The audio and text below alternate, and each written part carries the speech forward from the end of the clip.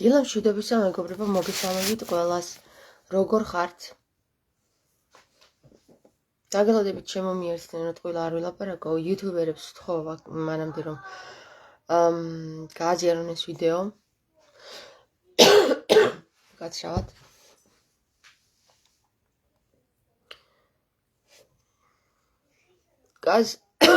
უკაცრავად. გააზიარეთ მეგობრებო ეს ვიდეო. გააზიარეთ ეს ვიდეო. რატომ უნდა გააზიაროთ ეს ვიდეო? მაგასაც აგიხსნით. ყველა იმ ადამიანს, რომელიც უერთდება ამ იდეას, რომ იესო ქრისტე არის ჩვენი მეფე და იესო ქრისტე არის ჩვენი პატრიარქი და ჩვენ საქართველოს მოსახლეობას არ გვჭირდება სხვა მეფე და სხვა პატრიარქი. მოგესალმებით ყველას, მოგილოცავთ ახალ წელს, ვინ შემომიერთდით. ჯერ კიდევ ახალი წელი არ დაწყებულა მეგობრებო და იშვიათად ვილოცავ ხოლმე ახალ წელს, ამიტომ ახალი წელი იწყება 20 მარტიდან. სადაც იწყება დიდი ცვლილებები და აი მე ჩემთვის ეს ახალი წელი არის მნიშვნელოვანი და ეს პირველში დაგეგმილი ახალი წელი ეს მხოლოდ შოუა.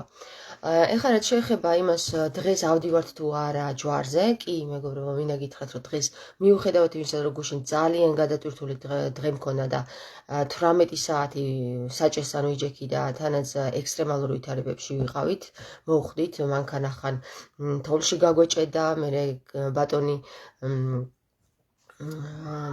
ყარავანი დაგვეხმარა ერთ-ერთი მოსახლე იმ ორიდან, რომელიც სხვავაში ცხოვრობს, სადაც გავჩერდით, ბუტიეთში ვეღარ ავედით, იმიტომ რომ გზა აღარ იყო გაყვანილი მეგობრებო და ასე ვიწვალეთ გუშინ. მიუხედავად იმისა, კმაყოფილი და მადლიერი დავჭით, უფლის რომ მაინც მოგვახერხებინა როგორც ასვლა, ისე ჩამოსვლა და გამოცდილებაც მიგვაღებინა. მინდა გითხრათ რომ ასეთ ვითარებაში ადამიანები შინდებიან და მადლობა მინდა გავუცხადო ყველა იმ ქალბატონს, ორ ქალბატონს, თიასაც და ქალბატონ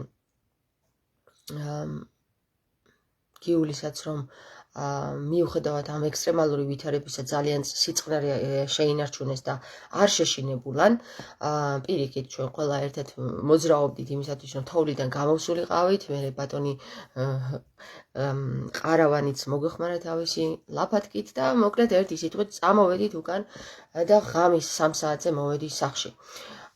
მინდა გითხრათ რომ დღეს მე ვაპირებდი უფრო ადრე ასვლას ჯვარზე, მაგრამ მოხდა ისე რომ მანქანა შესაკეთებელი გახდა და ეხლა ველოდები ჩემს მეუღლეს რომ მანქანა შეაკეთოს, როგორც კი მანქანა შეკეთდება, ჩვენ ვიდივართ ჯვარზე და ვდგებით ჯვარზე.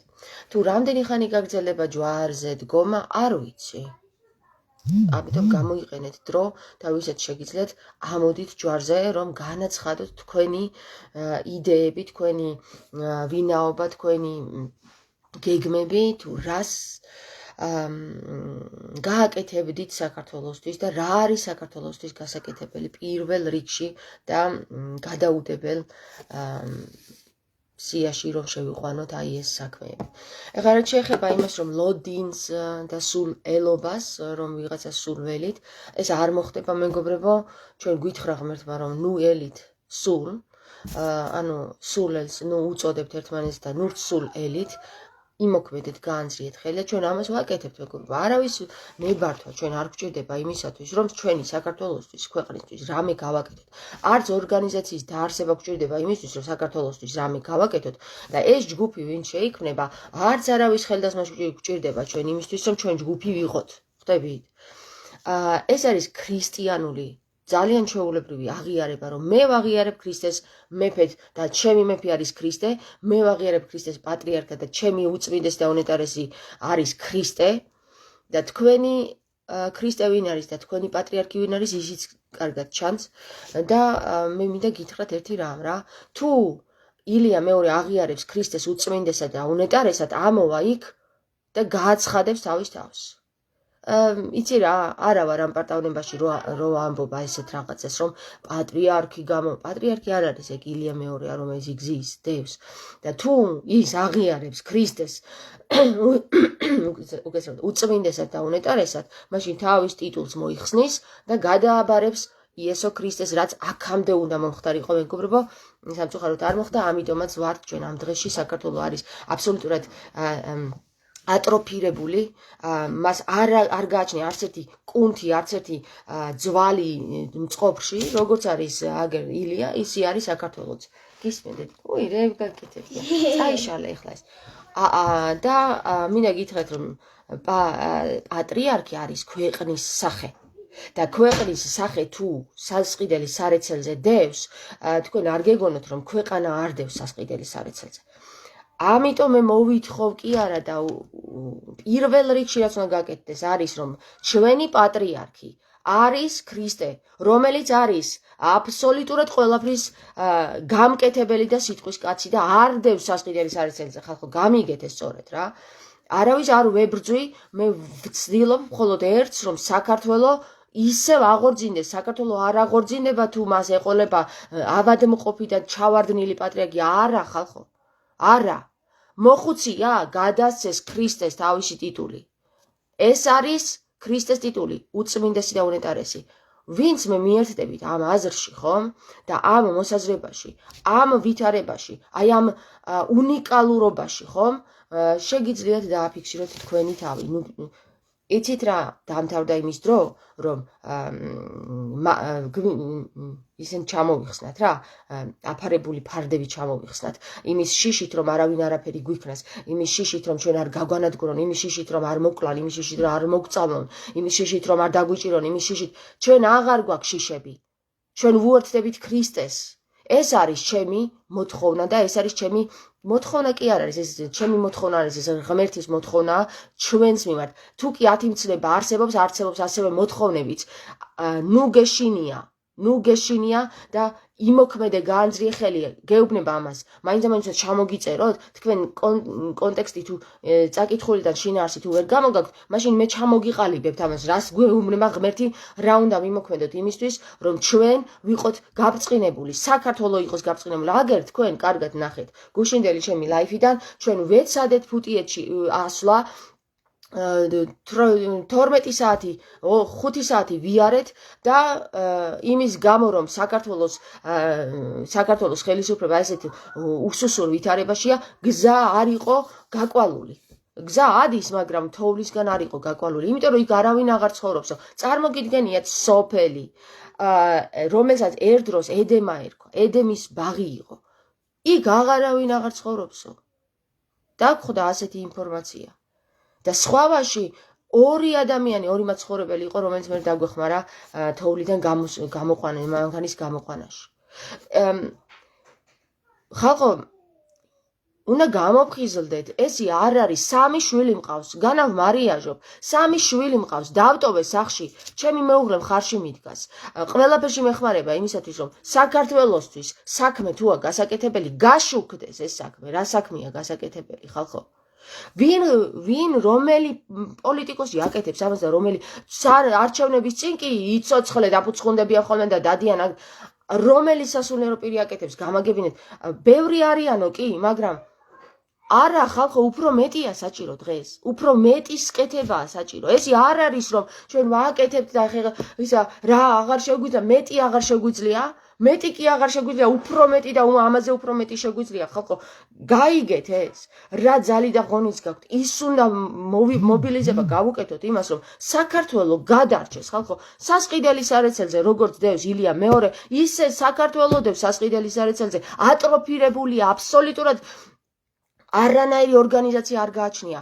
ორგანიზაცია არის როგორც ადამიანს კუნთები აქვს, ხო? კუნთები რომელიც გიჭერს რომ იდგე ფეხზე, აღარ გააჩნია საქართველოს ეს. არც ერთი ორგანო არ მუშაობს ქართული იუდეური გაიხარე იცოცხლე ჩამოდიან და ყველაფერს ეპატრონებიან, ხაზარული და ასე შემდეგ. უცხოელების კი ორგანოები შემოდიან ჩვენში, მაგრამ ჩვენ ჩვენ ვართ ატროფირებული და ვდევართ სასყიდელის სარეცელზე, ისევე როგორც ილია დევს სასყიდელის სარეცელზე და აირჩიე შენი გზა, გინდა იყოს ქრისტე შენი პატრიარქი, გინდა იყოს ქრისტე შენი მეფე, მაშინ აღიარე ეს. შენ თუ სიტყვა არ გამოუშვი პირიდან, მაშინ ვერაფერს ვერ იზავ.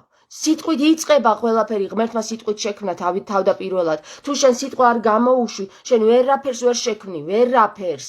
რაც არ უნდა იყვირო შენ, იცით რა არის?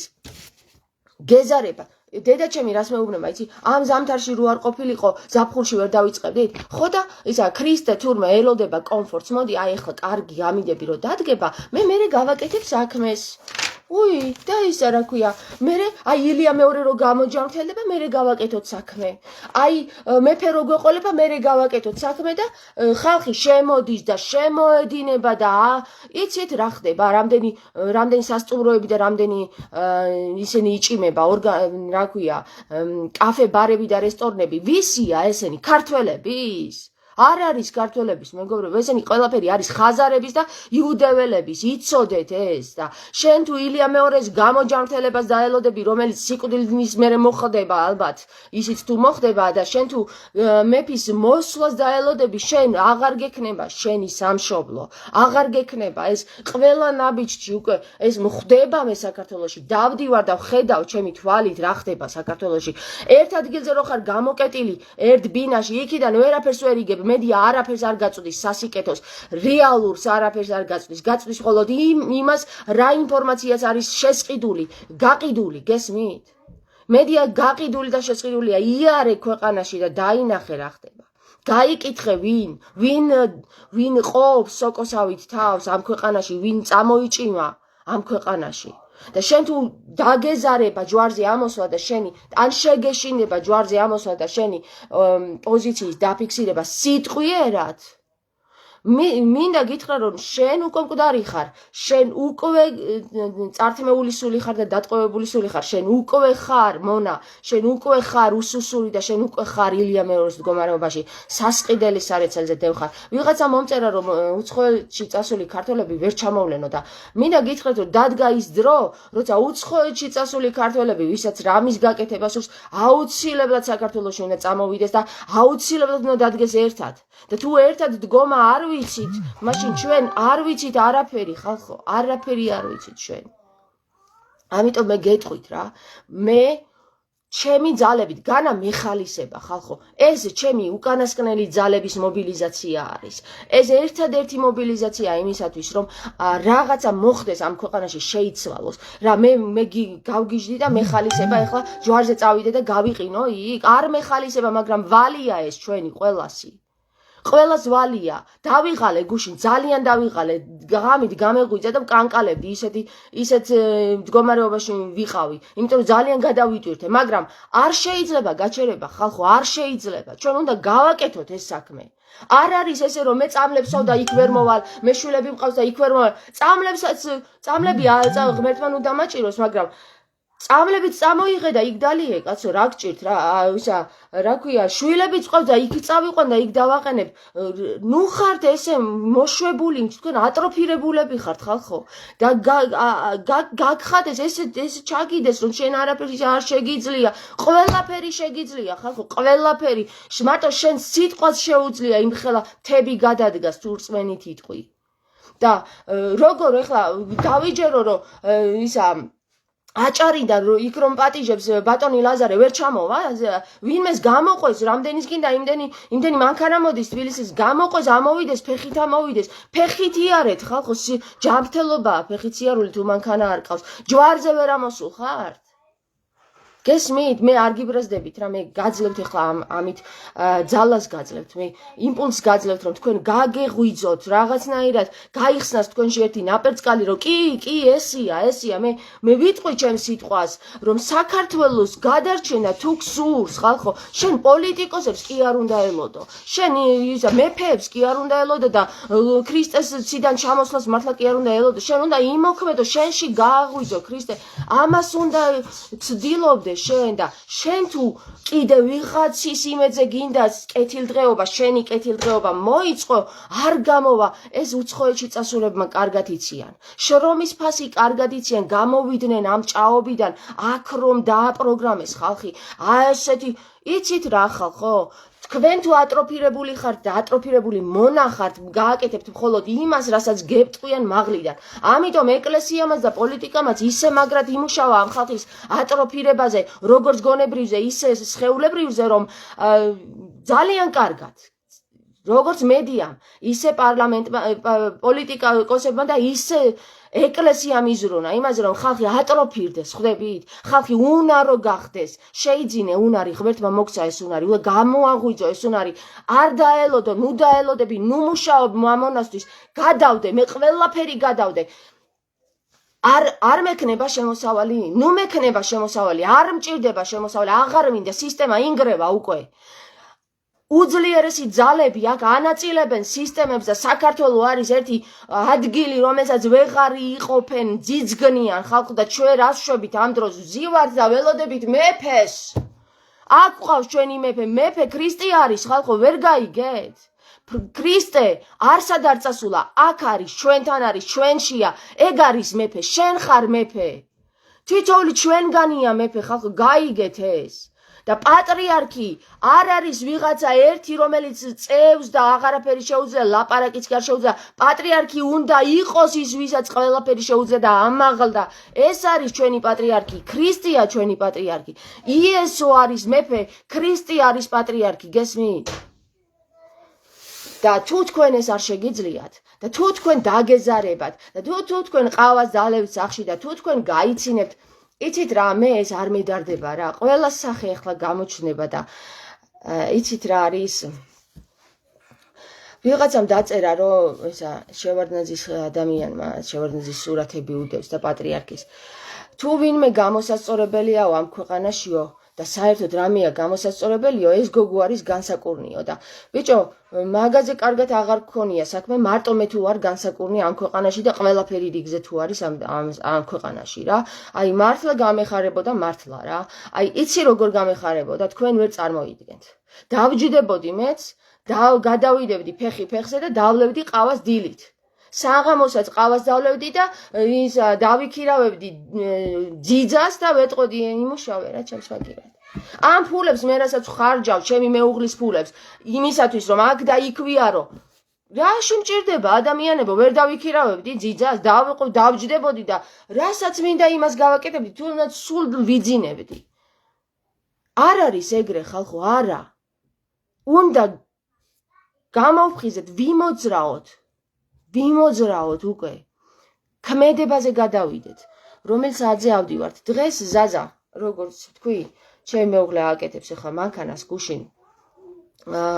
გუშინ ისეთი მოძრაობა მოგვიხდა რა, რომ რაღაცა გაუფუჭდა. ხო და ამას აკეთებს ახლა და როგორც კი შეაკეთებს, მე მივდივარ და იქიდანაც მე გეტყვით. გავაჟღერებ ლაივში, რომ ახლა უკვე მივდივარ, გზაში ვარ და იქიდანაც მე კიდე ლაივს ჩავწერ. და იქ ვიქნები, მე იქ დავრჩები. გესმის? მე იქ დავრჩები. საცხოვრებელი მანქანით მე იქ დავრჩები. და იცით როგორ იქნება? თუ იქ მარტო ყოფნა და მომიწია, მე იქ მარტო ყოფნის დროს საღამოს წამოვალ ხოლმე, ისე რომ ღამე იქ მარტო არ ვიყო რა, ღამე. ანუ 12 საათიდან დილის 8 საათამდე და ყოველ დილით მე იქ ავალ და იქ ვიქნები. სადამდეც მეტყვის ჩემი შინაგანი, რომ ახლა გეყოფა, გესმის? ისევე იყო ზუსტად იქ.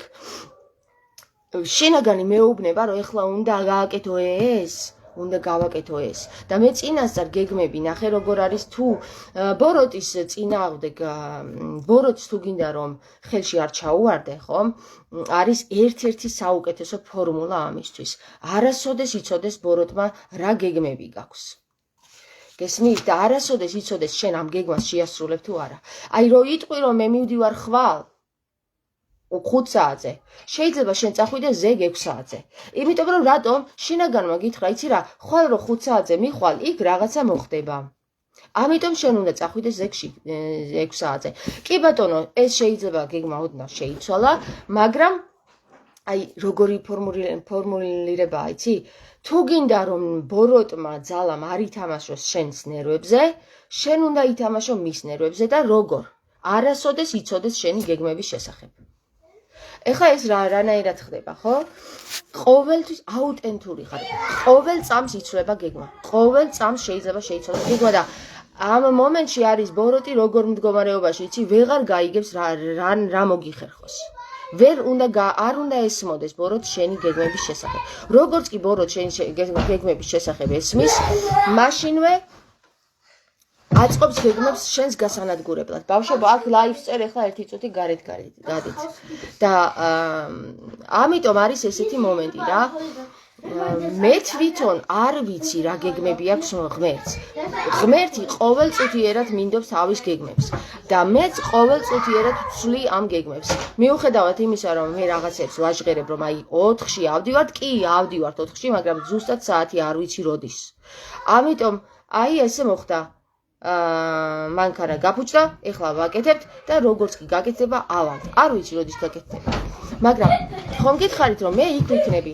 წავიღებ ჩემს წიგნებს, რაც ამდენი ხანი დამიგროვდა წასაკითხი მაქვს, რაც მომაწოდეს, მომცეს, შევაგროვო მე თვითონ ჩემი ინტერესებით, დავჯდები და დავიწყებ კითხვას. ამოვა ხალხი დამიკავშირდება. აი ეს მანქანა იქნება ჩემი, აი. ბავშვებო, გარეთ გადითვეთში ხო გითხარით? აი ეს მანქანა იქნება ჩემი. ეს საცხოვრებელი მანქანაა ჩემი და ყველა მიცნობს და აი ბორბას ვაკეთებთ.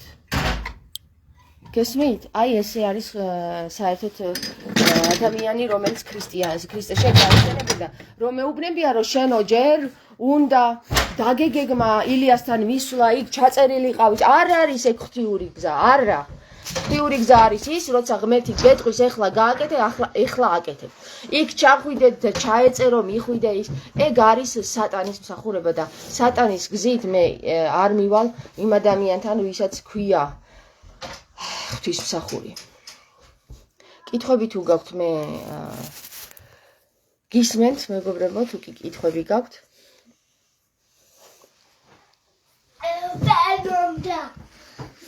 იოან 1 წუთით გარეთ დარჩით, ხო?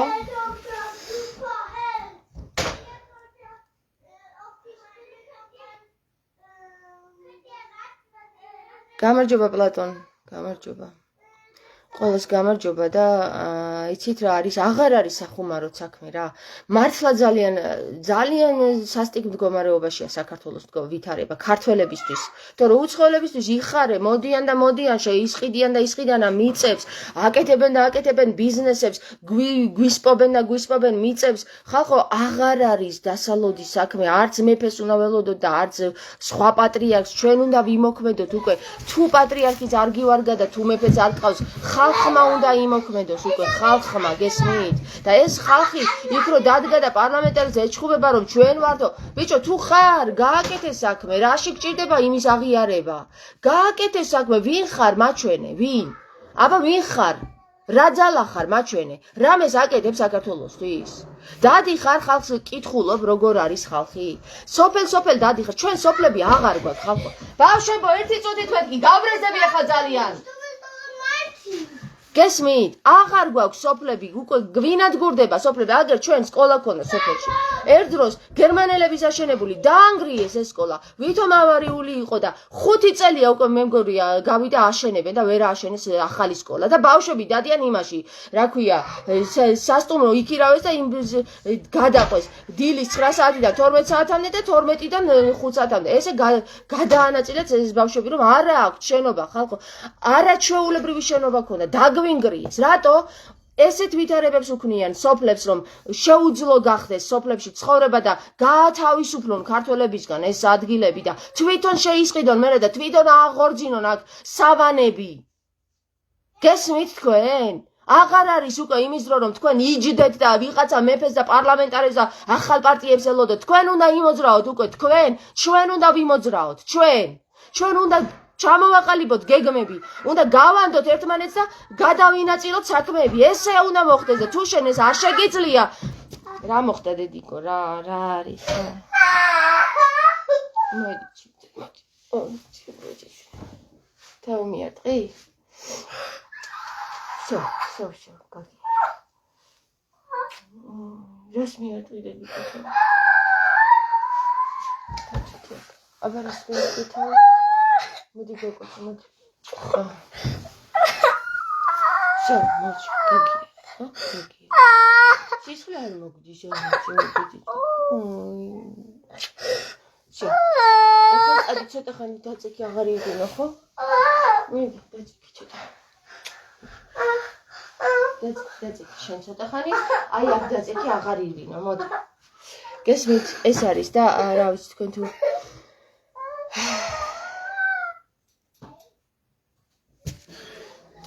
მერტმენ მოგცეს ძალა თამარ პლატონი წერს უთანასწორო ბრძოლაში. მადლობა პლატონი, მადლობა. საქართველოში რომ დაბრუნდები, აუცილებლად შემოგეერთდები იმ ბრძოლაში. მადლობა პლატონო. ღმერთმა დაგროცოს გვევლოს მართალ გზაზე, იმ გზაზე, რაც გადაგვარჩენს. ჯვარზე გაკრული ისედაც ვართ. მშვიდობით მოგვარდეს ყველაფერი.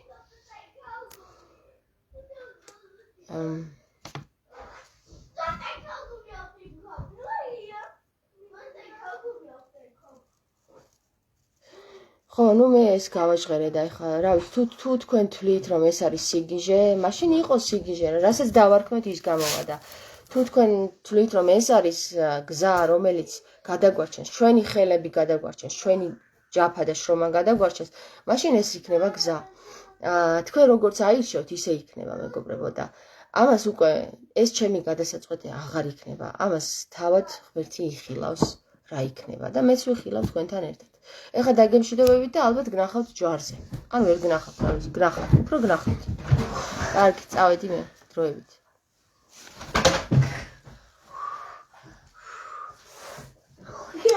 გეორგი წერს, გერმანელების აშენებული რომ იყო, ამიტომ დაანგრიეს სკოლა. ირანის და თურქეთის აგენტურა ანადგურებს ყველა სხვა ერის საქმიანობის კვალ საქართველოში. არ მოუარეს, არა გეორგი, იცი რა მოხდა? არ მოუარეს სკოლას რა, არ მოუარეს, ვერ გაიგეს, დაინგრა. არ შეიძლება არც იყო ავარიული და მართლა დაანგრიეს. ყოველ შემთხვევაში ამ სოფელში მაშინ ყველა სახლი უნდა დაანგრიონ, გერმანული კვალი იგრძნობა საგრძნობლად და მარტო იმ სკოლას ის სკოლა ვერ გადაარჩენს, მაგრამ ეკლესიაც უნდა დაანგრიონ და ყველაფერი და ის სკოლა უბრალოდ ხომ გეუბნებით უკვე მეორე წელი გადის, მესამე წელი რომ ჯერ დაანგრევას ძლივს მოუნდნენ და ეხლა აშენები დაიწყეს და ვეღარ აშენებენ რა. ერთ დღეში ჭიმავენ ხოლმე იმ ხელა კორპუსებს და ერთი სკოლის აშენება და გაუჭირდათ ხალხო? ერთი სკოლის აშენება გაუჭირდათ, რამდენი მოსახლე ყავს ასურეთს? არ ვიცი რა, არ ვიცი, არავის არ აინტერესებთ საქართველოს ქართველებისთვის კეთილდღეობა, აინტერესებთ რომ ქართველები შეიზღუდონ, ცუდ ვითარებაში ჩავარდნენ, დისკომფორტი მოუწყონ და საქართველო მერე დაიცალოს ქართველებისგან, რომ წავიდეს იქ, სადაც კომფორტია, წავიდეს იქ, სადაც თავისუფლებაა, წავიდეს იქ, სადაც ადვილია შრომა და დაფასდება შრომა და საქართველოში შემოდის ბიზნესმენი. იცით როგორ უნდა გადააქციონ? აქ იქნებიან ბიზნესმენები და აქ იქნებიან ტურისტები. ქართველებს აღარაფერი არ ექნებათ, ბიზნესმენებს ექნებათ შემოსავალი, აღორძინებენ მე აი ამ კულტურულ ძეგლებს, იმიტომ რომ ყველა ბიზნესმენი იქნება დაპატრონებული ამ კულტურულ ძეგლებზე, იმიტომ რომ კულტურული ძეგლების დღეს ვინც შეიტანა ის პროექტი რომ ჩვენ გვინდა აი ამ არქეოლოგიური მასალების შეგროვება, გათხრა, დაგროვება, მეცნიერული მუშაობა ყველას უარს ეუბნებიან, ყველას. რატომ? ადამიანი და ჯგუფი არსებობს, ვინც შეიძლება ერთი კულტურული ძეგლი აღადგინოს, შენ კიდე უარს ეუბნები? რატომ? იმიტომ რომ როდესაც შემოვლენ ეს ბობოლა ბიზნესმენები, ხო? როდესაც გადაიყოფენ აი ამ საქართველოს იუდეველები, სომხები და თურქი და ირანელი ბიზნესმენები, აი მერე უკვე შეიძლება რომ შემოსავალი რაც შევა მაგათთან შევიდეს და რატომ უნდა გააკეთოს ახლა ვინმე ქართველმა? რატომ უნდა ეკუთვნოდეს ეს სახელმწიფოს? მე რა აქ არა ვარ? აქ არა ვარ, მე გავაკეთებ და მე შემომივა შემოსავალი როგორც აგერ უფლისციხეში გააკეთა ერთ-ერთმა იუდეველმა და უფლისციხეში შემსვლელ უცხოელ ტურისტებს 20 ლარს თხოვს და ქართველს 3 ლარს თუ რაღაც ეგრე. გესმის? მე ქართველსაც 20 ლარს გაუხდის და ეგრე იქნება. მე დადეკი და იბრძოლე. მე და დადეკი და იყვირე. მე უცხოეთიდან რომ არა ეს უთანასწორობა ეს რატო არ აკეთებ ეხლა როცა დროა? ეხლა უნდა გააკეთო შვილო. ამოიღო ხმა და გააკეთო. შენ გააკეთო. შენ გააკეთო.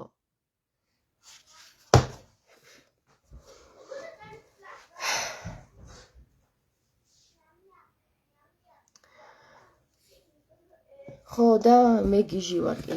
ასეთი იდეები რომ აწუხებს გიჟი ვარ ალბათ. წავედი ახლა მე მეგობრებო, კარგად იყავით რა. დროებით.